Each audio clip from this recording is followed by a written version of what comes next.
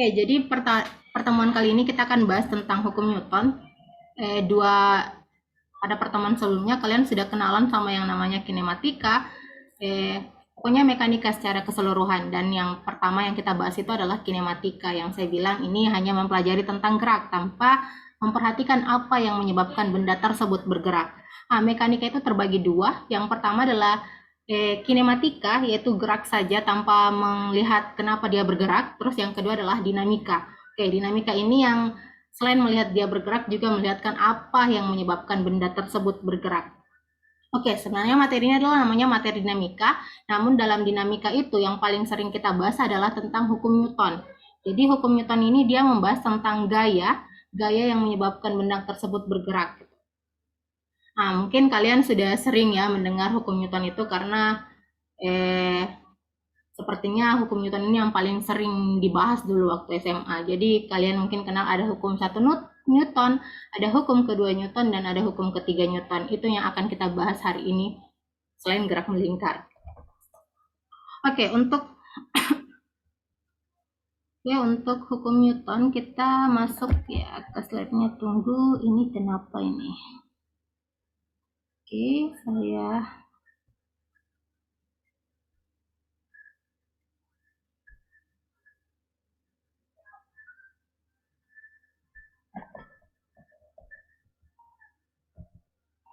Saya jadi tujuan dari pembelajaran dari materi ini adalah yang pertama gitu, kalian mampu membahas definisi gaya, massa, dan menyatakan hukum-hukum Newton tentang gerak. Yang kedua itu kalian mampu membedakan antara massa dan berat, apa perbedaan massa dan berat. Terus yang ketiga, kalian mampu membedakan antara pasangan gaya aksi-reaksi yang bekerja pada benda yang berbeda dan gaya-gaya yang saling mengimbangi yang bekerja pada benda yang sama.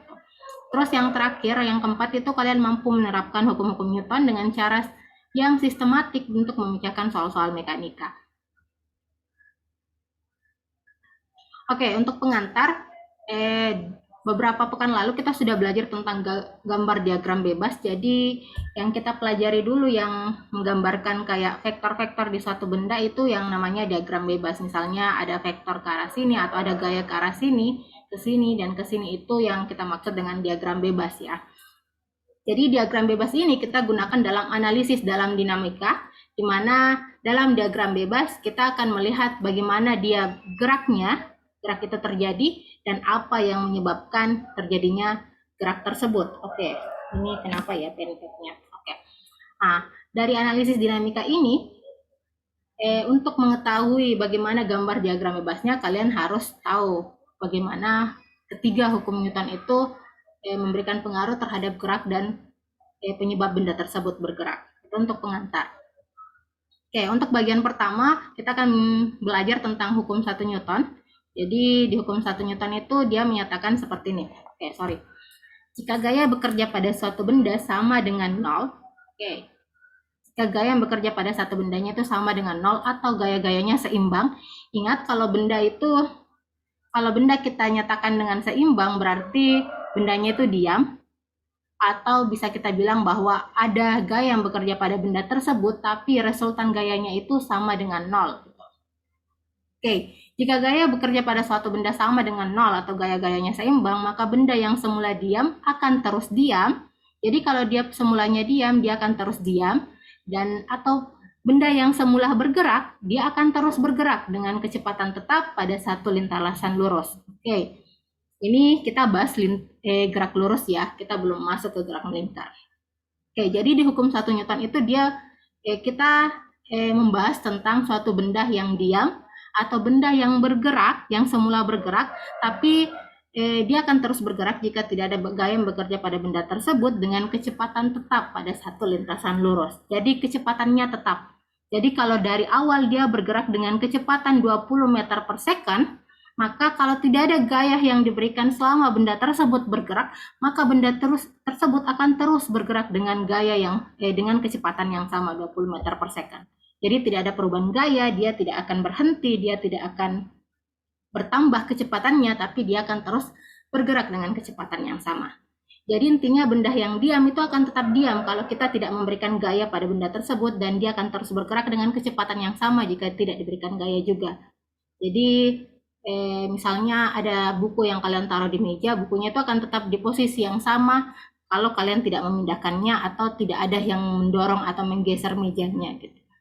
Jadi dia akan tetap diam. Itu pembahasan dari hukum 1 Newton. Nah, secara matematis hukum 1 Newton itu diformulasikan sebagai berikut, yaitu sigma F sama dengan 0. Jadi kalau ada suatu benda seperti ini benda ya. Terus ada gaya yang bekerja ke sini, terus ada juga gaya yang bekerja ke sini dengan gaya yang sama, misalnya 20 Newton, ini juga 20 Newton. Ini karena arahnya yang berbeda, jadi sigma F-nya bisa saya tuliskan seperti ini. F1 dikurang F2 itu sama dengan 20 kurang 20 sama dengan 0. Ini yang menunjukkan bahwa bendanya diam karena sigma F-nya sama dengan 0. Jadi walaupun ada yang bekerja pada benda tersebut, tapi kalau gayanya itu saling mematikan, atau gayanya saling seimbang, maka bendanya tersebut akan tetap diam atau sigma F-nya sama dengan 0. Jadi yang kita bahas di hukum 1 Newton itu adalah sifat benda yang mempertahankan keadaan gerak atau keadaan diamnya yang disebut inersia atau kelembaman. Terus kelembaman ini adalah sifat benda untuk mempertahankan keadaannya untuk tetap diam. Nah, jadi hukum 1 Newton ini dikenal juga sebagai hukum kelembaman. Itu untuk hukum 1 Newton. Jadi ada dua syarat untuk gaya seimbang atau gaya Fx sigma F-nya sama dengan 0. Kalau gaya seimbang berarti sigma F-nya sama dengan 0. Jadi ada dua syarat untuk gayanya itu, gaya-gaya pada benda itu bekerja secara seimbang. Yang pertama, bendanya diam atau objeknya diam. Jadi V-nya atau kecepatannya sama dengan 0 meter per second, dan A-nya juga atau percepatannya juga sama dengan 0 meter per second kuadrat. Jadi dia akan tetap diam. Gayanya seimbang. Terus kalau gaya seimbang juga bisa bekerja pada objek yang bergerak. Nah, objek yang bergerak berarti F-nya itu tidak sama dengan 0. Ada F-nya, misalnya 10 atau 20, 30. F-nya dia tidak sama dengan 0 karena dia bergerak. Tapi A-nya yang sama dengan 0, berarti tidak ada perubahan kecepatan yang terjadi. Berarti benda ini memiliki gaya yang seimbang dan dia tetap bergerak dengan kecepatan yang sama. Itu dua syaratnya.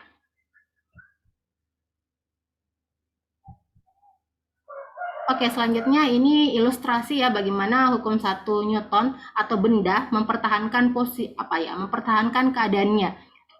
Jadi yang kita ingat dua slide sebelumnya bahwa hukum 1 Newton itu adalah hukum kelembaman, di mana kelembaman itu adalah sifat benda untuk mempertahankan posisinya tetap diam atau tetap bergerak dengan kecepatan yang sama. Jadi kalian gambar pertama ini ada mobil ya. Ini ada truk, terus dia menabrak misalnya truknya ini bergerak dengan kecepatan tertentu, terus dia menabrak mobil di depannya sampai dia akhirnya diberikan gaya supaya truknya ini berhenti gitu. Di atas truknya ini ada, kalau kalian mungkin ini saya nggak tahu ya itu apa, itu besi mungkin atau tangga tuh. Tangganya ini kalau kita lihat secara kasat mata, kalau kita jadi pengamat terhadap truk tersebut, besi di atas truk itu bergerak sama dengan kecepatan yang sama dengan truknya. Tapi sebenarnya terhadap truknya si besinya ini tidak bergerak, dia diam gitu. Tapi dari kita pengamat dia bergerak dengan kecepatan yang sama dengan truknya. Jadi saat si truk ini dihalangi oleh mobilnya untuk tetap berjalan sampai dia berhenti, tidak ada yang menghalangi besi yang di atas, mungkin karena dia tidak diikat atau bagaimana ya, tidak ada yang menghalangi dia untuk tetap bergerak. Jadi sebenarnya besinya ini masih tetap bergerak dengan kecepatan yang sama sampai akhirnya dia jatuh. Jadi dia betul-betul mempertahankan keadaannya dengan kecepatan yang sama, namun karena sudah tidak ada lagi yang membantunya dia bergerak, akhirnya dia jatuh. Sama dengan gambar yang kedua, itu juga konsepnya seperti itu. Si orang ini sebenarnya juga bergerak dengan kecepatan yang sama dengan mobilnya, namun mungkin karena dia tidak pakai seatbelt atau pengaman gitu, jadi akhirnya saat mobilnya ini dihentikan oleh tembok, dia tidak ada yang menyebabkan dia untuk tetap diam gitu atau untuk berhenti. Jadi dia tetap bergerak dengan kecepatan yang sama seperti semula sampai dia jatuh. Itu mungkin yang bisa menyebabkan orang-orang yang mengendarai mobil atau motor itu dapat terlempar jauh dari posisinya saat terjadi kecelakaan. Itu untuk ilustrasi dari hukum 1 Newton.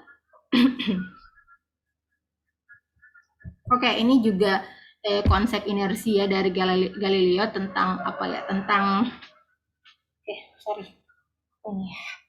Oke, tentang saya lupa tentang gaya. Tentang gaya gesek. Ini tentang gaya gesek ya. Jadi ini menyatakan bagaimana kalau gaya geseknya dapat dieliminasikan. Jadi kalau misalnya dia sama seperti ini, dia berada dalam ketinggian yang sama dengan angle yang sama atau dengan sudut yang sama, maka dua bola ini akan turun ke bawah dengan jarak yang sama dan dari ketinggian yang sebenarnya. Jadi jarak bola 1 dengan bola 2 juga sama gitu. Jadi jadi gaya gesek yang terjadi antara dua bola ini juga sama gitu. Sedangkan kalau dia berada dalam ketinggian yang berbeda seperti ini, misalkan bukan ketinggian yang berbeda ya, ini ketinggiannya hampir sama, namun kita memberikan sudut yang lebih besar pada bola satunya gitu, atau kita turunkan sudutnya seperti itu, kita mengurangi sudutnya. Kalau tadi mungkin sudutnya sama ya dengan ini beda, ada yang dikurangi sedikit gitu. Jadi kalau kita lihat dua bola ini akan turun ke bawah dalam jarak yang sama, bukan jarak yang sama ya, dengan jarak yang lebih jauh. Ini dia akan memiliki jarak yang lebih jauh daripada bola yang pertama. Terus ketinggiannya hampir sama, namun jarak yang dilalui oleh dua bolanya itu semakin jauh untuk yang ini. Jadi bagaimana kalau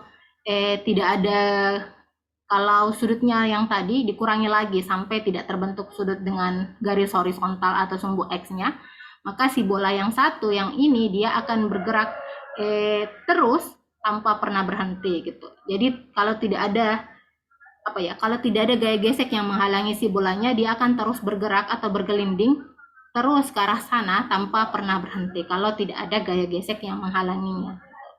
Jadi gaya gesek itu dia selalu berada atau dia selalu berlawanan arah dengan arah gerak bendanya. Jadi kalau gerak bendanya ke sana, gaya geseknya akan, kalau gerak bendanya ke kanan, gaya geseknya akan bergerak ke kiri.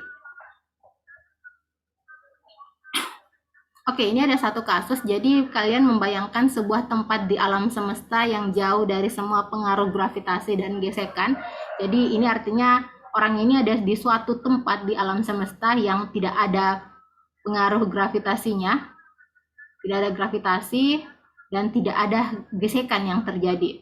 Jadi tidak ada gesekan udara, tidak ada gesekan pokoknya yang bisa terjadi pada bendanya gitu.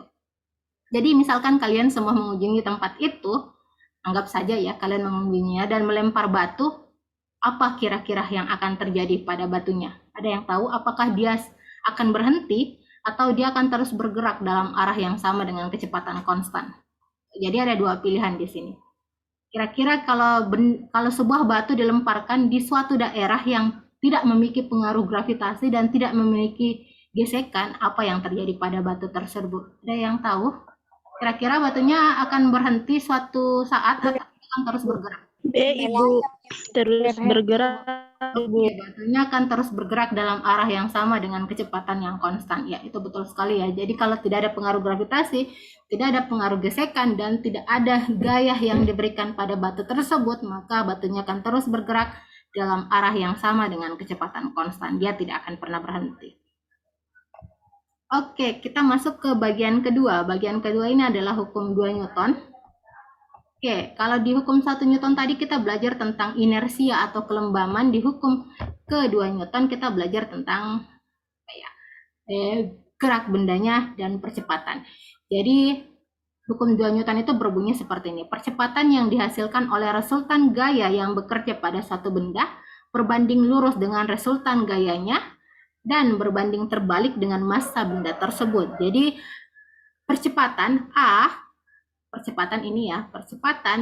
yang dihasilkan oleh resultan gaya yang bekerja pada suatu benda itu berbanding terbalik dengan gayanya, dengan resultan gayanya, dan berbanding lurus dengan resultan gayanya dan berbanding terbalik dengan massa bendanya.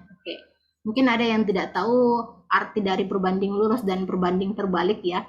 Kalau berbanding lurus artinya kalau A-nya semakin besar, Misalnya M-nya konstan ya, A-nya semakin besar berarti F-nya juga akan semakin besar. Gitu. Kalau F-nya semakin besar, A-nya juga semakin besar. Itu yang kita maksud dengan berbanding lurus. Sedangkan kalau berbanding terbalik, kalau kita misalkan F-nya konstan, berarti kalau A-nya semakin besar, M-nya akan semakin kecil. Begitupun sebaliknya. Jadi dalam hukum kedua Newton, A-nya itu percepatannya itu berbanding lurus dengan resultan gayanya dan berbanding terbalik dengan massa bendanya. Secara matematis, hukum 2 Newton itu kita formulasikan seperti ini. Sigma F itu sama dengan M dikali A. Jadi ini resultan gaya. Resultan gaya dia sama dengan N, bukan sama dengan N ya, satuannya Newton gitu. M-nya ini adalah massa, satuannya adalah kilogram, dan A-nya ini adalah percepatan, satuannya meter per second kuadrat. Oke, itu untuk hukum kedua Newton. Jadi di hukum kedua Newton, ingat ya, perbedaan antara hukum 1 dan hukum 2 Newton itu adalah salah satunya di percepatannya. Kalau kalian ingat di hukum 1 Newton tadi, percepatannya itu sama dengan 0. Oke, saya tulis di mana ya? Oke, ini kenapa ini? Oke, hukum 1 Newton itu A-nya sama dengan 0. Nah, sedangkan di hukum kedua Newton ada A-nya atau ada percepatan yang terjadi pada bendanya. Oke, jadi ada dua syarat yang kita perlukan di hukum kedua Newton, berarti karena dia bergerak, terus ada perubahan kecepatan, ada percepatannya, berarti gaya yang bekerja pada benda tersebut itu tidak seimbang. Itu salah satunya. Oke, karena gayanya tidak seimbang, berarti bendanya memiliki percepatan gitu. Jadi ada dua di sini, percepatan berbanding lurus dengan gaya totalnya, seperti yang tadi ya. Sigma F-nya itu berbanding lurus dengan percepatannya, terus percepatannya itu berbanding terbalik dengan massa bendanya. Ini ada dua gitu, yang kita formulasikan sebagai sigma F sama dengan M dikali A. Itu untuk dua syaratnya. Oke, kita akan mempelajari tentang arti beberapa hal yang kalian dengar di sini. Yang pertama itu adalah gaya. Gaya ini adalah diibaratkan sebagai dorongan atau tarikan pada satu objek yang dihasilkan dari interaksi objek tersebut dengan objek lainnya. Jadi, seperti kalau kalian mendorong suatu kursi atau mendorong lemari, itu artinya kalian memberikan gaya pada lemari tersebut, dan gaya itu bisa terjadi karena ada interaksi antara kalian dengan si lemari. Begitupun untuk tarikan. Oke, jadi satuan gaya itu sama dengan Newton. Ini ya satuan gaya yang tadi saya tulis N, atau kita singkat sebagai N besar. 1 Newton itu adalah jumlah gaya menghasilkan percepatan 1 meter per second kuadrat ketika diberikan kepada benda yang bermassa 1 kg. Jadi 1 Newton itu sama dengan gaya yang diberikan pada benda dengan massa 1 kg untuk menghasilkan percepatan 1 meter per second kuadrat. Jadi 1 Newton kalau kita uraikan Newton itu, 1 Newton itu sama dengan 1 kg meter per second kuadrat. Oke, jadi karena F itu gaya atau F itu adalah besaran turunan ya, jadi wajar kalau satuannya seperti ini, kilogram meter per second kuadrat. Gabungan antara satuan massa dengan satuan percepatan.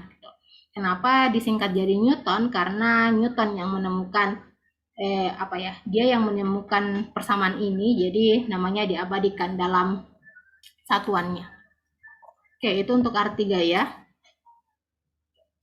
Terus gaya itu terbagi jadi dua. Jadi yang pertama ada gaya sentuh atau gaya yang terjadi akibat interaksi atau sentuhan yang kita berikan, sentuhan yang terjadi antara dua objek.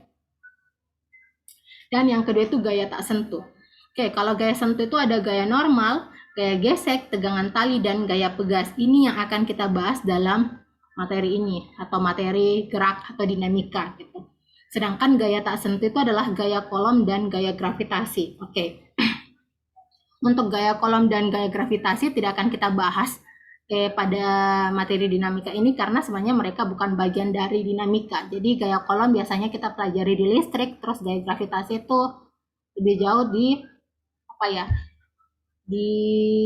tapi oke. Ini gaya gravitasi biasa kita pelajari di fisika modern. Jadi tidak akan jauh kita bahas di sini. Yang akan kita bahas di sini tuh gaya normal, gaya gesek, dan tegangan tali, dan gaya pegasket yang terjadi akibat ada interaksi antara objek-objeknya. Oke, ini masuk ke perbedaan antara gaya seimbang dengan gaya tidak seimbang. Oke, yang pertama, bukan, ini kita masuk, kalau kalian lihat dua gambar ini, gambarnya sama-sama gaya seimbang ya. Jadi mungkin zat-zatnya adalah gaya tak seimbang.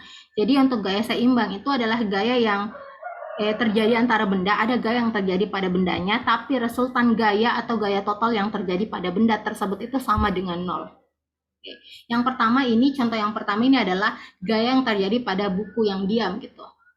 Pada buku, gayanya itu, pada buku yang diamnya itu gayanya itu adalah gayanya adalah gaya yang seimbang. Kenapa? Karena di buku ini terjadi dua gaya. Yang pertama adalah gaya gravitasi yang menarik si buku pada benda tersebut. Oke, saya tadi bilang kita tidak akan membahas gaya gravitasi ya, tapi sebenarnya di sini kalian akan ketemu gaya gravitasi yang sebenarnya lebih kita kenal dengan gaya berat gitu. Oke, gaya gravitasi ya. Gaya gravitasi yang sebenarnya lebih kita kenal dengan gaya berat atau berat gitu, berat bendanya. Oke, ini biasanya F-nya itu sama dengan massa dikali percepatan gravitasi bumi, M dikali G. Oke, jadi di sini ada gaya gravitasi yang yang bekerja pada bukunya menuju ke pusat bumi. Jadi ada gayanya seperti ini, dia menuju ke pusat bumi atau ke bawah gitu.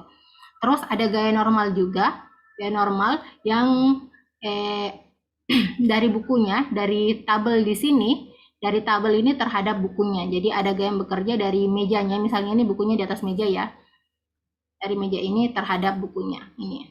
Nah, biasanya gaya ini memiliki besar yang sama gitu. Jadi F1 misalnya saya namakan ini F1 dan ini F2. F1 dan F2-nya itu sama besar namun arahnya berbeda. Jadi sigma F-nya bisa kita tuliskan sama dengan 0, maka dia berada dalam keadaan seimbang. Oke. Begitupun untuk orang ini, dia juga sama seperti itu, ada gaya gravitasi yang dari orang ini menuju ke pusat bumi, terus ada gaya yang bekerja dari lantai ke orang tersebut, dia mengarah ke atas. Sama juga kasusnya seperti ini, gayanya sama, besar gayanya sama dengan arah yang berbeda sehingga sigma F-nya sama dengan 0 dan dia juga berada dalam keadaan yang seimbang. Oke, selanjutnya ini salah satu contoh gaya tak seimbang. Jadi ini ya yang dimaksud diagram bebas, gambar-gambar seperti ini. Ada yang menunjukkan gerak atau arah-arah gayanya. Jadi ini salah satu contoh di mana gaya yang bekerja pada bukunya ini tidak seimbang. Jadi sama seperti tadi, ada gaya gravitasi dari buku ke pusat bumi, terus ada gaya normal dari meja ke buku, sama seperti tadi. Namun di sini di bukunya ini ada gaya gesek antara, artinya mejanya tidak licin ya. Jadi ada gaya gesek yang terjadi antara meja dengan si buku dan dia mengarah ke kiri, di mana gerak bukunya mungkin ke arah sana gitu. Oke, jadi ada gaya geseknya FG-nya. Jadi ini dia tidak seimbang karena ini jelas sigma F di sumbu Y-nya itu sama dengan 0, sigma FY-nya. Oke, ingat kalau begini kita analisis dia dalam dua sumbu Y dan sumbu X. Di sini sigma FY-nya mungkin sama dengan 0, sedangkan sigma Fx-nya tidak ada gaya lain yang bekerja selain gaya gesek, berarti dia sama dengan Fg. Berarti bendanya tidak dalam keadaan diam, tapi dia bergerak berlawanan arah dengan gaya geseknya. Oke, ini contoh di mana bendanya tidak seimbang. Oke, selanjutnya kita pelajari tentang pengertian gaya normal. Jadi gaya normal itu adalah gaya yang arahnya tegak lurus terhadap bidang permukaan sentuh dan hanya terjadi jika dua benda bersentuhan. Seperti tadi ya, di buku, terus bukunya ada di atas meja. Sorry ya, gambarnya saya berantakan. Di sini ada gaya lurus atau gaya normal.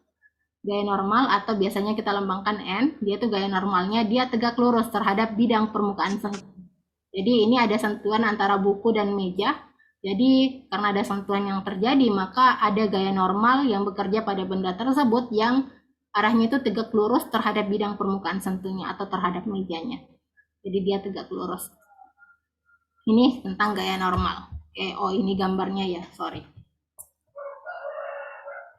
Oke, jadi gambarnya seperti ini ya. Misalnya ini ada benda 1 dan benda 2. Ini contohnya bukan meja dan buku lagi, tapi ada benda 1 dan benda 2. Nah, di benda 1 ini dia akan bekerja gaya normal antara N12 atau gaya normal yang bekerja pada benda 1 dan benda 2. Jadi seperti ini. Oke, ini gaya normalnya. Terus di benda kedua juga seperti itu. Dia ada gaya normal yang bekerja antara N2 dengan 1. Ini kelihatannya tidak bersentuhan ya, tapi sebenarnya ini bersentuhan, namun kita pisahkan gambarnya supaya lebih jelas.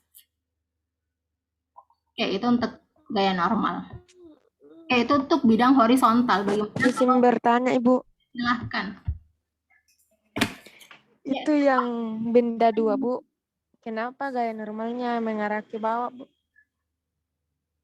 Oke, kenapa gaya normalnya mengarah ke bawah ya? Oke. Ini kan bidang sentuhnya. Oke, sorry. Ini Vivi Alfiani ya. Oke, Vivi. Oke. Ini bidang Ibu Nur Aisyah, Bu. ini kenapa yang terbuka namanya mikrofonnya Vivi ya? Oke, coba bicara lagi.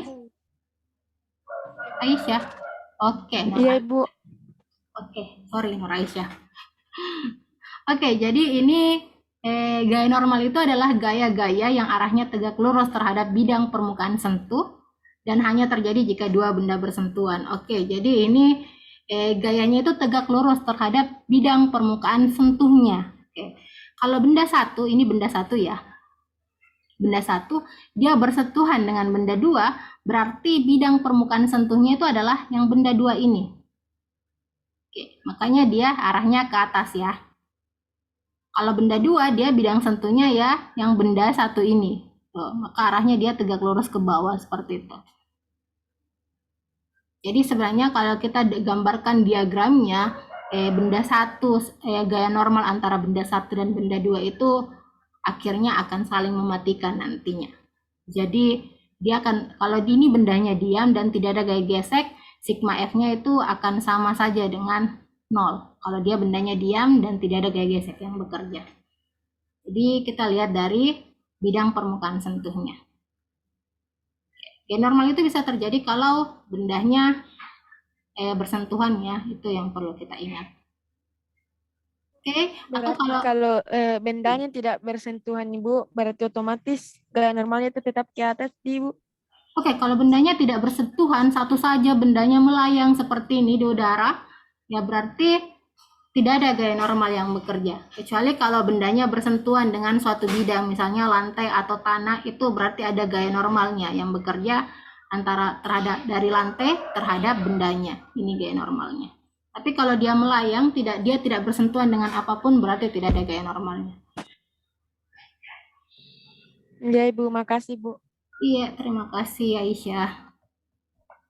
Oke, itu tadi untuk bidang horizontal ya. Ini kalau bidangnya vertikal. Jadi sama saja untuk bidang vertikal, gaya normal itu dia tegak lurus dengan area sentuhnya. Berarti di sini area sentuh untuk benda 2, ini area sentuh untuk benda pertama. Jadi gaya normalnya seperti ini, saling berlawanan. Sebenarnya kalau kita mau gambarkan ini lebih jelas, gaya normal juga ada di sini. Oke, karena benda satunya ini bersentuhan juga dengan lantai, berarti ada gaya normal ke sini. Oke, ini juga dia bersentuhan dengan lantai. Iya. Iya, halo. Kenapa, Ki? Berarti gaya normalnya benda 1 kalau kan bisa melalui horizontal juga, Bu. Iya.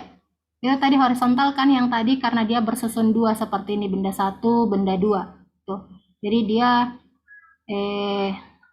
oke. Jadi dia saling, ini terbalik kali ya. Oh, oke, ini bidang sentuhnya horizontal ya. Ini kalau yang bersusun 2 seperti ini, bidang sentuhnya horizontal, ini bidang sentuhnya vertikal. Iya, kenapa, Ki? Ya, halo? Berarti sebelumnya itu yang vertikal, Bu. Iya, apanya yang vertikal? Oke, enggak jelas. Bidang sentuhnya, Bu. Iya, bidang sentuhnya yang vertikal. Ini kan dia mengarah ke atas bidang sentuhnya. Maka gayanya yang horizontal gitu. Nah, kalau tadi bidang sentuhnya yang horizontal. Tuh, makanya gayanya kelihatannya vertikal. Oke, kita bicara tentang bidang sentuh di sini. Oke ya. Oke, bisa saya lanjut? Ya, Ibu lanjut. Ibu. Oke. Jadi sebenarnya kalau kita mau betul-betul meneliti si benda ini, benda 1 dan benda 2, sebenarnya benda 1 itu juga bersentuhan dengan bidang di bawahnya, ada lantai di bawahnya. Jadi ada gaya norma yang bekerja antara lantainya terhadap bidang 1, begitupun untuk bidang 2-nya. Tapi jangan lupa dia juga ada gaya gravitasi yang menuju ke pusat bumi. Ini juga ada seperti itu, M2G.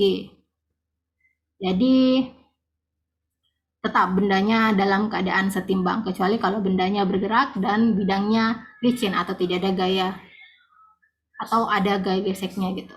Kalau ada gaya geseknya berarti dia tidak seimbang. Kalau ini kondisinya seperti ini, ada gaya normal ke sini, ada gaya normal ke sini, ada gaya normal ke atas dan ke bawah, dia juga sama seperti itu. Dia dan dalam keadaan seimbang, diam, dia tidak bergerak, maka gaya-gayanya akan seimbang. Resultan gayanya itu akan sama dengan 0. Oke, saya lanjut ya. Oke, selanjutnya kita masuk ke gaya gesek. Jadi gaya gesek itu adalah gaya yang terjadi pada dua benda bersentuhan dan berlawanan arah dengan gerak bendanya. Oke, jadi ini bendanya ya, ini benda diam, bendanya diam dan lantainya tidak licin, jadi dia punya gaya gesek.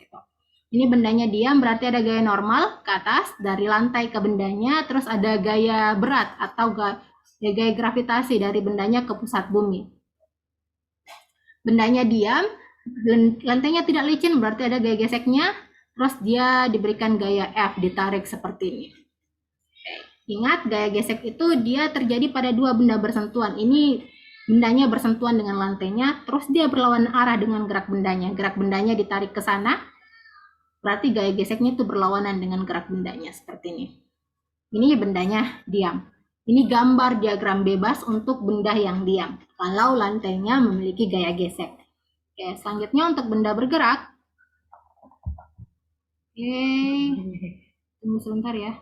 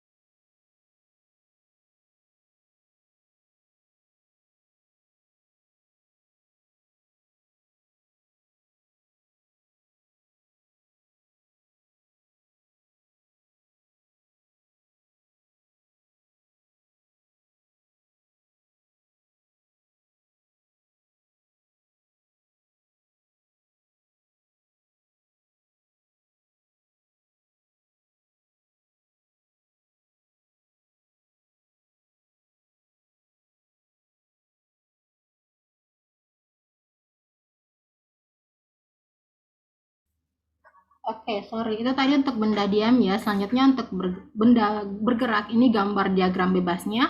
Hampir sama dengan benda yang diam. Namun kalau ini mungkin F-nya sama. Kalau benda diam itu mungkin N-nya sama dengan W-nya, itu sigma F-nya ya. Terus F-nya juga sama dengan Fs-nya. Jadi karena semuanya dengan besaran besar yang sama dan arah yang berlawanan, makanya akhirnya sigma F-nya sama dengan 0. Sedangkan untuk benda yang bergerak, ya, halo.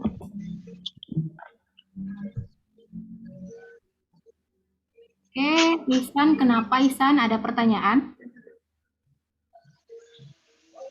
Ada Bu, baru Kak masuk Bu. Oh, kalau gitu saya mute ya.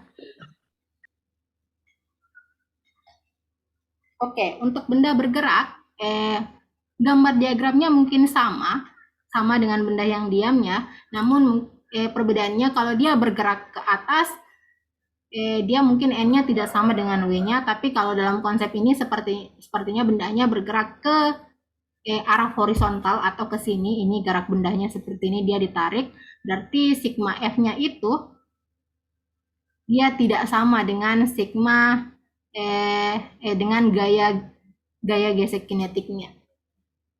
Jadi itu perbedaannya. Jadi ini bendanya bergerak, ini bendanya diam. Ini karena dia diam, artinya semua gaya yang bekerja pada benda tersebut dia seimbang. Sedangkan ini ada yang tidak seimbang. Mungkin sigma F-nya atau gayanya itu lebih besar dari gaya geseknya. Gaya tariknya itu lebih besar dari gaya geseknya, sehingga akhirnya dia dapat bergerak gitu. Nanti kita masuk ke perbedaan antara gaya gesek. Jadi gaya gesek itu ada dua. Ada yang namanya gaya gesek statis dan ada namanya gaya gesek kinetik. Kalau kalian lihat gambar yang tadi, ada perbedaan antara ini. Oke. Ini tadi untuk benda diam dia Fs, lambangnya Fs, dan untuk benda bergerak itu lambangnya Fk. Oke. Fs ini artinya dia adalah gaya gesek statis, sedangkan untuk Fk ini adalah dia gaya gesek kinetik. Oke, apa perbedaan keduanya? Oke, jadi perbedaan keduanya itu ini.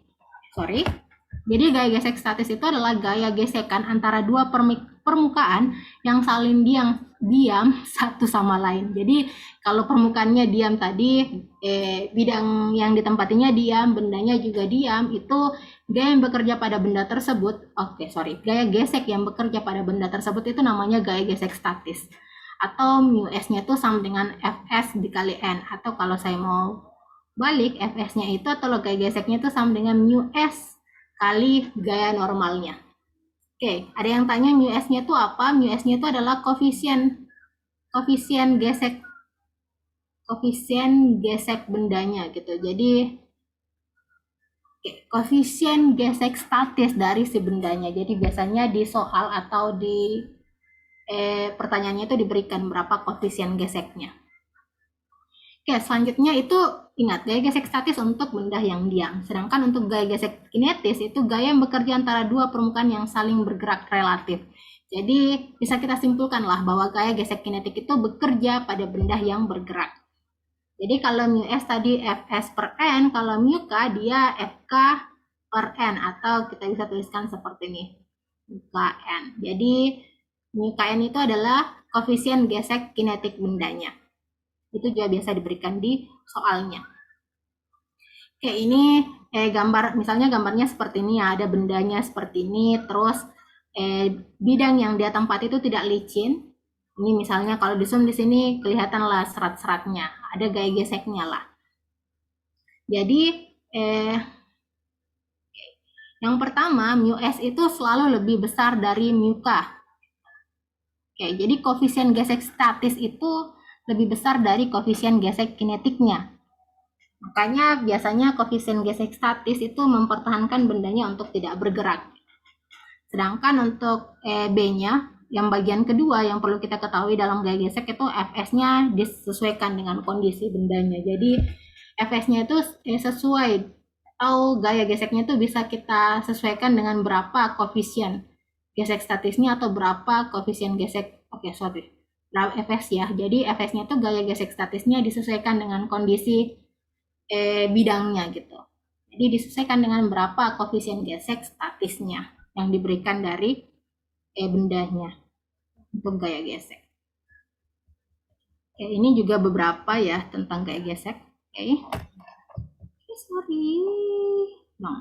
Jadi untuk gaya gesek, jadi bila sebuah benda dalam keadaan diam pada suatu bidang datar, jadi ada benda dalam keadaan diam pada suatu bidang datar, kemudian bidang tempat benda tersebut dimiringkan perlahan-lahan, jadi awalnya dia bidang datar ya, terus lama-lama kamu jahil narik dia ke bawah, jadi bendanya mungkin di sini, terus lama-lama kita naikkan bendanya ke atas gitu sampai dia miring. Oke, seperti ini. Jadi ini ke sini. Jadi kemudian bidang tempat benda tersebut dimiringkan perlahan-lahan sehingga dia membentuk sudut theta sampai benda tepat akan bergerak. Jadi kalian coba saja, misalnya di penggaris, di atas penggaris kalian bikin datar dulu, terus di atasnya kalian kasih penghapus, terus kalian angkat penggarisnya sampai membentuk sudut tertentu. Maka ketika benda tersebut tepat akan bergerak, kalian berhenti. Ketika penghapusnya tepat akan bergerak setelah dimiringkan, kalian mungkin pernah coba ya waktu SD, waktu main-main bagaimana. Ketika bendanya itu tepat akan bergerak, si penghapus itu tepat akan bergerak, itu kalian bisa menghitung berapa sudut yang dibentuk antara penggaris itu dengan bidang yang ditempatinya. Jadi ada sudut yang terbentuk sampai benda tersebut bergerak. Maka di situ kita bisa ketemu berapa koefisien gesek statis benda tersebut dengan mencari berapa tangen tetanya.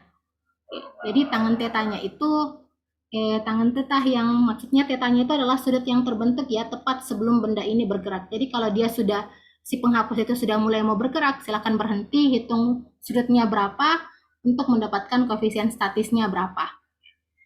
Maka koefisien statisnya itu sama dengan tangen theta C atau tangen theta ya. Tapi di sini kita tuliskan tangen theta C, di mana theta C-nya itu kita ibaratkan sebagai sudut kritis atau sudut pada saat benda tersebut tepat akan bergerak.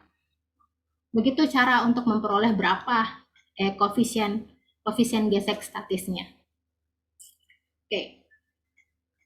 Oke, pada saat sudut-sudutnya itu lebih besar dari theta, baloknya itu akan meluncur lurus, berubah beraturan dengan percepatan sebagai berikut. Jadi A-nya itu sama dengan G sin theta kurang mu K cos theta gitu.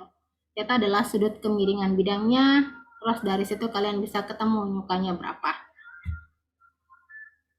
Oke, itu untuk gaya gesek ya. Gaya koefisien gesek itu sebenarnya bisa kita peroleh dari kalau kalian melaksanakan praktikum atau segala macamnya.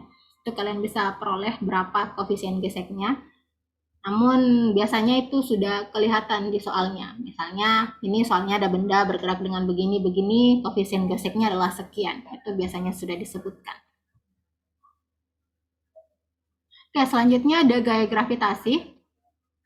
Gaya gravitasi ini hampir sama ya sama sebenarnya dalam dinamika. Gaya gravitasi ini lebih sering kita sebut sebagai gaya berat. Jadi kita ketahui dulu bahwa gaya itu adalah suatu pengaruh pada suatu benda yang menyebabkan benda mengubah kecepatannya. Ingat, gaya itu adalah sesuatu pengaruh yang diberikan suatu benda supaya bendanya itu dari diam menjadi bergerak atau dari bergerak dengan kecepatan tertentu menjadi berubah kecepatannya. Jadi kalau tidak ada gaya yang diberikan, dia akan tetap diam atau dia tetap bergerak dengan kecepatan yang sama. Oke, selanjutnya berat. Berat itu gaya gravitasi atau gaya tarik yang dialami oleh satu benda dialami oleh satu benda. Di bumi itu berat bendanya disebut gaya tarik bumi. Kalau dia di bulan, dia juga menggunakan gaya gravitasi bulan gitu. Atau percepatan gravitasi bulan. Makanya kalau di bulan dia juga namanya gaya tarik bulan. Gitu. Jadi ingat, gaya berat itu, gaya gravitasi itu biasanya kita dalam kasus kinematika atau dinamika ini dia dilambangkan sebagai W atau gaya berat atau gaya tarik bumi, gaya berat atau sama dengan M dikali G gitu. Nah, G-nya ini adalah percepatan gravitasi tergantung di mana dia berada. Jadi kalau dia di bumi berarti dia ini percepatan gravitasi bumi yang 9,8 meter per second kuadrat. Kalau dia di bulan dia juga menggunakan percepatan gravitasi bulan. Begitupun kalau dia di Mars atau di Jupiter atau di mana saja ya. Jadi sesuaikan dengan tempat beradanya. Tapi biasanya sih untuk soal-soal fisika yang sederhana dia pasti bendanya ada di bumi, tidak macam-macam. Jadi gaya berat itu kita juga sebut sebagai gaya gravitasi atau gaya tarik bumi. Oke. Satuan berat dalam satuan internasional atau standar internasional itu adalah Newton, sama seperti gaya. Jadi gaya satuannya Newton, gaya berat juga satuannya Newton. Arah berat benda itu biasanya dilambangkan W, dia selalu vertikal menuju pusat bumi. Jadi kalau dia bidangnya lurus seperti ini, dia selalu vertikal ke pusat bumi. Maaf ya kalau gambarnya miring-miring. Oke, itu untuk W. Jadi gambarnya seperti ini.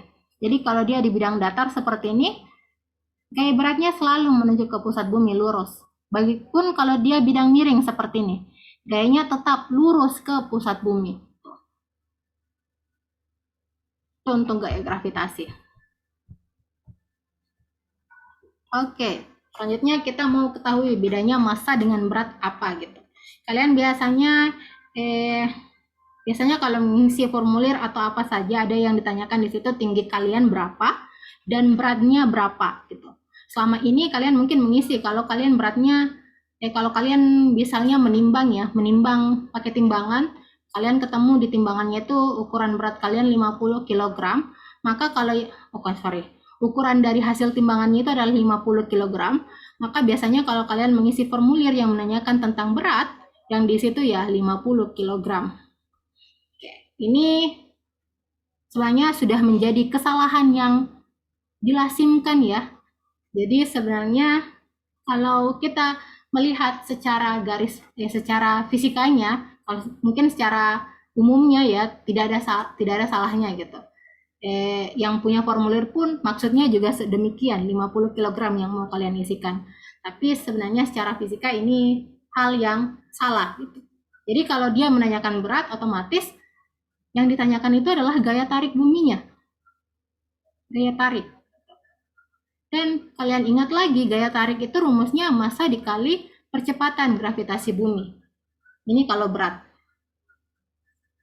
Jadi kalau ditanyakan yang di formulir itu yang ditanyakan beratnya, kalian pasti mengisikan yang kalian dapatkan dari hasil timbangan 50 dikalikan dengan percepatan gravitasi bumi yang biasa kita bulatkan menjadi 10 meter per second kuadrat. Jadinya 500 Newton di sini. Jadi harusnya kalau mau benar sih, ini sebenarnya yang ditulis adalah 500 Newton. Namun karena ini kesalahan yang sudah terjadi turun-temurun dan sudah dilasimkan, dan masalahnya kalau kalian isi di situ 500 Newton, maka malah yang punya formulir malah kaget. What? Beratnya 500 gitu. Nah, tapi sebenarnya yang benar itu sebenarnya yang 500 Newtonnya. Oke, kalau yang 50 kg itu sebenarnya adalah massa. Jadi ini yang satuannya kilogram, atau misalnya kalian setelah menimbang dapatnya 50, itu yang disebut adalah massanya. Jadi berat itu sebenarnya massa dikali dengan percepatan gravitasinya. Jadi secara fisika yang selama ini kita lakukan, yang saya juga lakukan sebenarnya, saya juga mesti formulir seperti itu kok, tetap 50 ditanyakan berat, yang saya isi tetap 50 kg. Padahal hati nurani saya tahu kalau berat itu satuannya Newton dan bukan kilogram. Tapi ya setidaknya kalian tahu bahwa yang sebenarnya ditanyakan itu adalah massanya, bukan beratnya. Oke, jadi massa itu adalah ukuran inersia suatu benda, sedangkan berat itu adalah gaya gravitasi yang dialami suatu bendanya. Jadi massanya itu ukuran inersianya. Pokoknya bendanya itu sendiri, bendanya tersebut sendiri diukur berapa massanya gitu. Sedangkan beratnya itu ada bukan cuma massanya saja, tapi dia juga berhubungan dengan gaya tarik buminya dan harus dikalikan antara massa dengan percepatan gravitasi buminya. Jadi jika benda bermassa M jatuh bebas, pada benda tersebut bekerja gaya tarik bumi yang disebut sebagai berat benda atau W, sehingga benda tersebut mengalami percepatan ke bawah atau percepatan gravitasi, yaitu sama dengan 9,81 meter per second kuadrat. Jadi kalau ada benda jatuh atau buah lah jatuh dari pohonnya, dia jatuh bebas, tidak ada kecepatan awalnya. Kenapa bisa dia jatuh ke atas, kenapa tidak jatuh ke atas? Kenapa dia bisa jatuh ke bawah ya? Kenapa, pertanyaannya kenapa dia tidak jatuh ke atas? Kenapa dia jatuh ke bawah? Karena ada gaya tarik bumi yang bekerja pada benda tersebut, ada gaya beratnya atau gaya tarik buminya M dikali G, karena gaya tarik bumi itu selalu menarik benda menuju ke pusat bumi. Jadi di mana-mana kalau ada sesuatu yang jatuh, dia jatuhnya ke bawah, tidak jatuh ke atas. Jadi gaya gravitasi bumi itu seperti yang tadi saya bilang, dia dilambangkan sebagai W atau gaya berat, atau sama dengan massa dikali percepatan gravitasi buminya. Itu untuk gaya gravitasi. Ini untuk gaya tegangan tali atau gaya tegangan tali. Jadi kalau misalnya di sini ada benda A, B, dan C, terus keduanya ketiga benda tersebut kita hubungkan dengan tali, maka di talinya itu akan bekerja gaya tegangan tali. Tuh, gaya tegangan tali kita lambangkan sebagai sebagai T. T ini T1 atau T2. Misalnya gaya tegangan talinya ini ya, itu T1, terus gaya tegangan tali keduanya kita lambangkan sebagai T2. Jadi atau lambang gaya tegangan tali itu soalnya hanya T besar seperti ini. Jadi kalau misalnya ini ada benda A, B, dan C semuanya dihubungkan oleh tali, terus benda C-nya ditarik dengan gaya F, maka A dan B-nya juga akan ikut tertarik. Jadi pada kedua ujung tali yang tegang timbul tegangan tali. Jadi ini karena sudah ditarik, jadi awalnya mungkin tidak terlalu tegang. Setelah benda C-nya ini ditarik, ini juga akan ikut tertarik, sehingga mereka menjadi tegangan antara talinya. Jadi ada tegangan tali yang terjadi. Ini yang disebut gaya tegangan tali. Oke, selanjutnya kita tadi kalian sudah melihat berbagai contoh diagram bebas ya. Jadi ini salah satu bagaimana cara sebenarnya menggambar diagram bebas. Jadi ini contoh paling umum ya untuk gambar diagram bebas.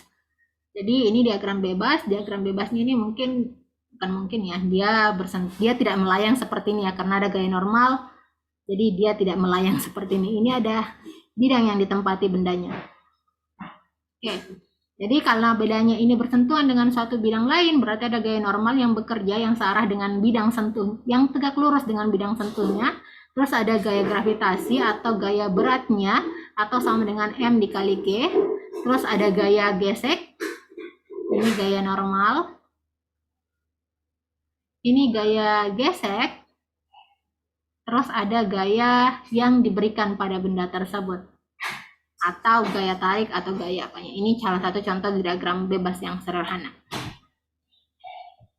Oke, selanjutnya ini contoh kalau gambarnya bukan kotak-kotak lagi, karena di fisika kebanyakan gambarnya kotak ya kalau kita gambar diagram bebas. Ini misalnya ada orang yang menarik suatu mobil dengan penumpang di atasnya. Biasanya gambarnya cuma begini. Kalau kalian diminta menggambarkan diagram bebasnya, berarti biasanya untuk menggambar diagram bebas kita meninjau untuk setiap bendanya gitu. Jadi kita tidak meninjau ini dulu, kita hanya meninjau mobil dan orang ini saja gitu. Jadi diagram bebasnya sama seperti di bawah, ada gaya normalnya karena dia bersentuhan dengan tanah, terus ada gaya beratnya karena dia ada gaya tariknya terhadap bumi, terus ada gaya tegangan talinya karena orang ini ditarik dengan tali gitu. Karena orang ini menarik mobilnya dengan tali, jadi ada tegangan tali yang terjadi di sini. Jadi ini contoh diagram bebas lagi.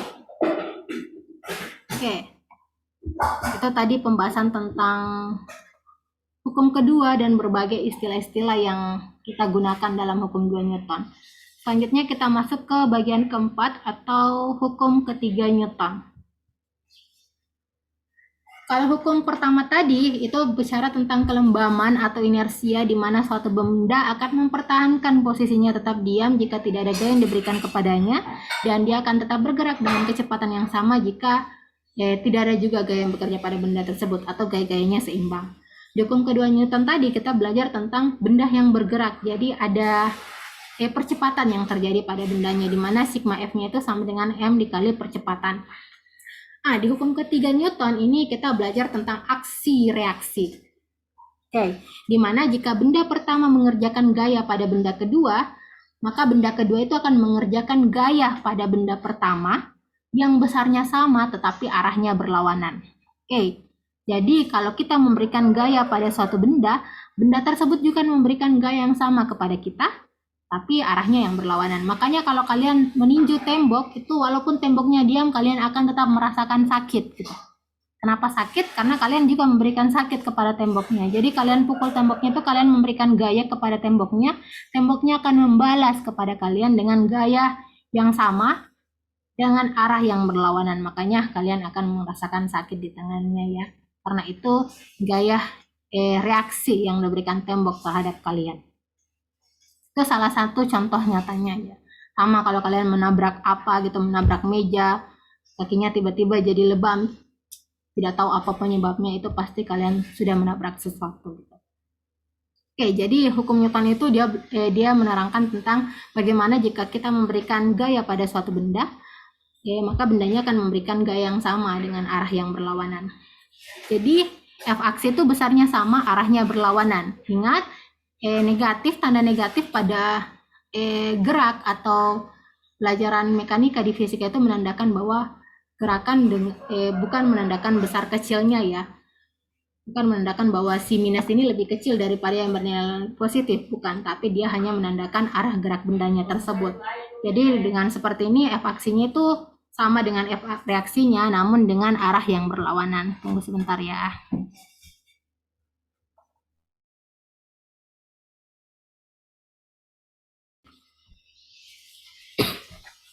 Oke, sorry.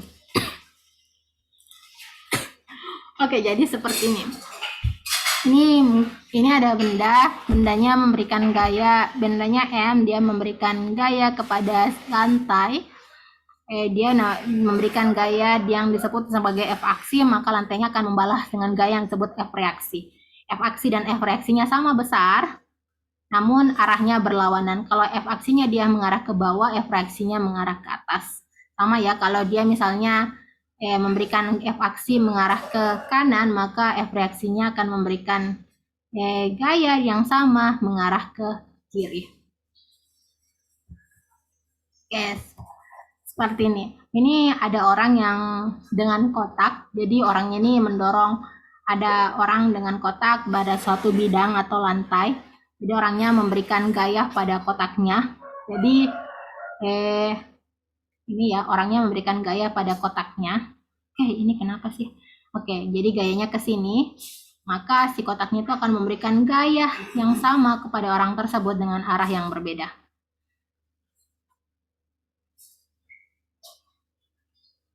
Ini juga ada gaya dari lantai ke orangnya, terus gaya pada lantai oleh orang. Ini gaya aksi reaksi ya. Gaya pada lantai oleh kotak, terus gaya pada kotak oleh lantai. Pokoknya semuanya saling memberikan gaya. Makanya biasanya di diagram bebas, gambar gaya aksi dan gaya reaksi itu tidak digambarkan karena mereka selalu saling mematikan satu sama lainnya. Jadi sigma F untuk gaya aksi dan reaksi itu selalu sama dengan 0. Seperti ini orang juga berjalan, dia memberikan gaya dari kakinya kepada tanah, terus dari tanah kepada kakinya. Jadi ada aksi dan reaksinya. Ini satu contoh. Sudah kelihatan jawabannya. Ini satu contoh. Pada gambar di bawah ini ada seorang anak, kita anggap saja namanya Haruto, sedang menarik tali yang melekat pada dinding. Jadi talinya melekat pada dinding seperti ini, dia tarik gitu. Ada yang melekat pada dinding dan ada yang melekat pada gajah. Untuk setiap kasus penunjukan skala menunjukkan 500 Newton. Ini 500 Newton, ini juga 500 Newton. Jadi ini soalnya ada dua kasus ya. Kasus 1 dia menarik tali yang diikat pada dinding, terus kasus 2 dia menarik tali yang diikat pada gajah. Nah, besar gaya tariknya itu sama-sama 500 Newton. Ini 500, ini juga 500. Jadi kesimpulan yang kita bisa tarik bahwa Haruto di sini menarik dengan gaya yang sama besar. Walaupun ada yang diikat sama tali dan ada yang diikat ke gajah, kalau dia sama-sama menunjukkan 500 Newton berarti gaya yang ditarik si Haruto ini sama besar.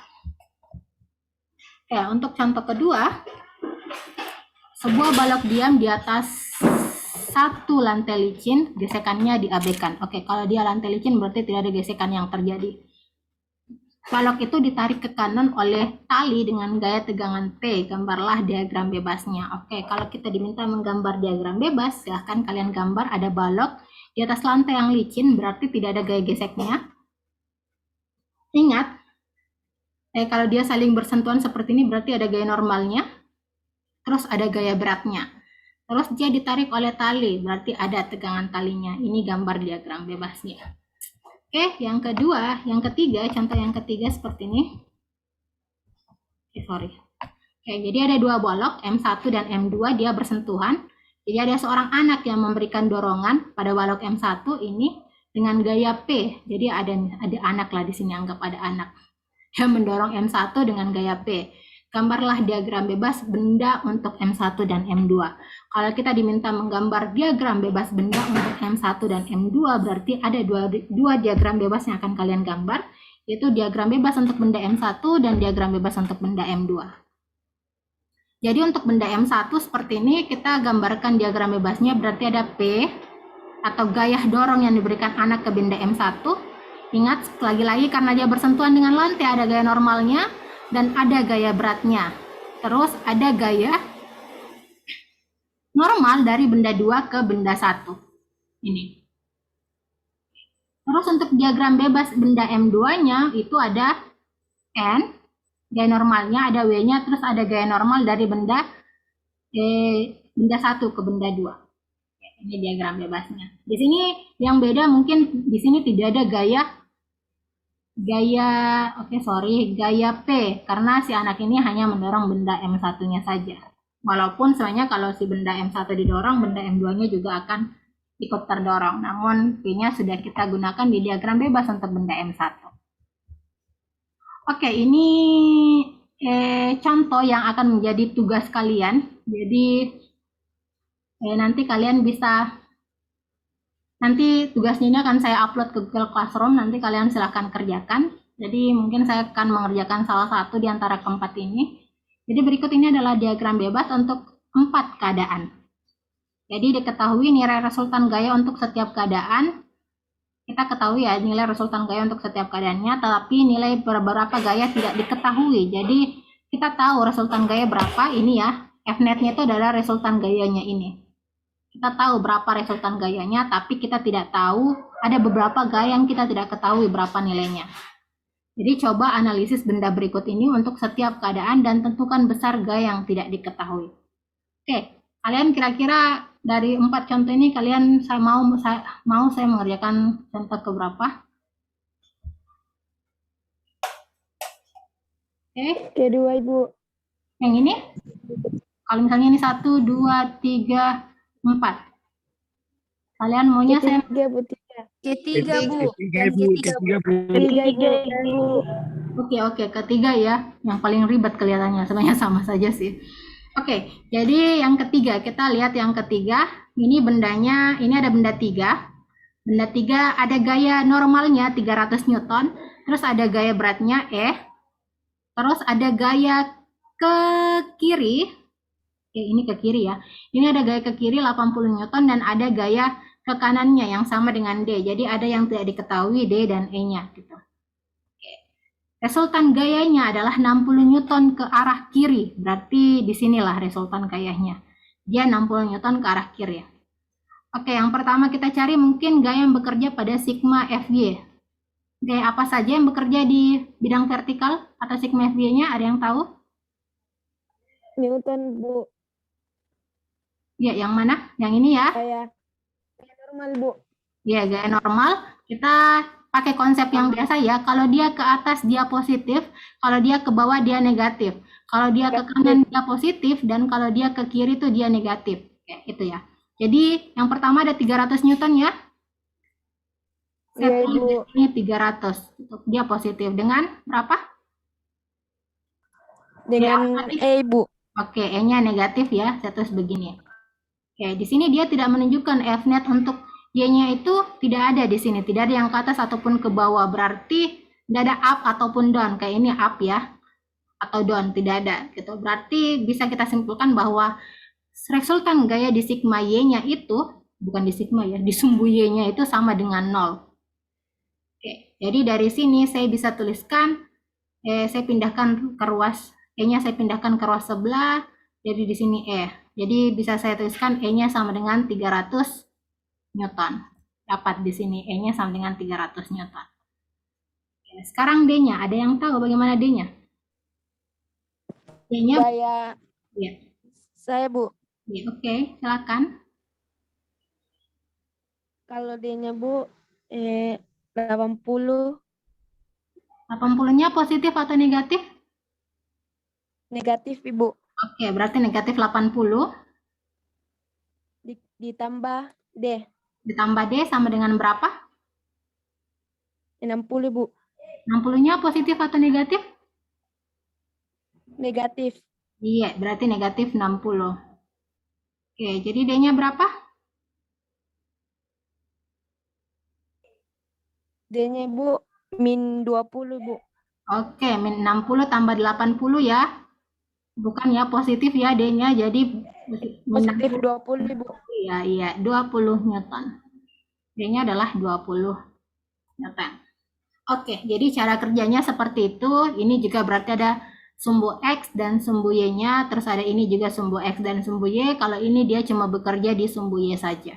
Jadi nanti tadi siapa ya yang bantu saya menjawab? Tadi siapa yang Saya bantu? Bu, Nur Aisyah Bu. Makasih Aisyah. Oke, jadi Sama-sama Bu. iya, jadi nanti tugasnya akan saya share ke Google Classroom. Kalian silahkan mengerjakan. Walaupun contoh 3 sudah saya kerjakan, kalian tetap juga harus mengerjakan contoh 3-nya. Jadi ada tugas 1, 2, 3, dan 4. Nanti setelah kita selesai kuliah akan saya share tugasnya ke Google Classroom. Oke, itu untuk materi tentang hukum 3 Newton. Jadi oke, ini materi untuk hukum Newtonnya telah selesai. Oke, ini langkah penyelesaiannya. Kalian nanti bisa baca. Kalau belum mengerti dengan contoh yang tadi saya berikan, kalian bisa memahami langkah penyelesaian ini. Jadi ini langkah penyelesaian untuk menyelesaikan soal yang tadi. Tapi insya Allah lah kalian sudah mengerti bagaimana cara menyelesaikannya. Oke, itu tadi untuk materi hukum Newton atau dinamika. Dalam materi mekanika yang secara luas kita belajar tentang dinamika hukum Newton. Kalian sudah pahami tentang hukum 1, hukum 2, hukum 3, bedanya antara massa dan berat, bagaimana cara menggambar diagram bebas, dan bagaimana cara menyelesaikan suatu diagram bebas yang beberapa gayanya tidak kita ketahui. Oke. Kalau tidak ada pertanyaan, ini kuliahnya untuk hukum Newton saya selesaikan. Kita lanjut ke gerak melingkar. Oke, bisa saya stop share yang ini? Ya bisa Ibu. Oke. Bisa Ibu.